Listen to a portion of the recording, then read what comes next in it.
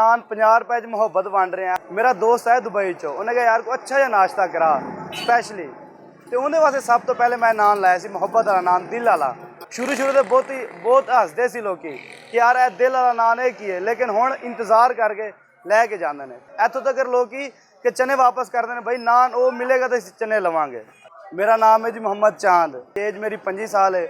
गुलगश्त मुबीन market साडी shop है। सादा नान रोगनी नान हर बंदा लांदा है। असी सोचा साडा नाल हो रही है कोई स्पैशल नाश्ता लाइए जरा भी गाहक फोकस करे, गाहक देखे।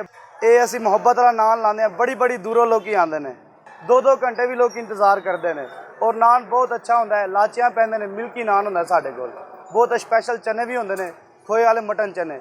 लेकिन ज़्यादा जरा फोकस है ना मुहब्बत वाला जरा नान है ना, वो बहुत चलता है माशाल्लाह साडा। हर बंदा ला रहा है नान, मिल्की, आलू वाला, कीमल हर ला रहा है। लेकिन जी साडी आइटम हैगी कि पूरे मुल्तान च नहीं हैगी, इतों तक लाहौर भी नहीं हैगी।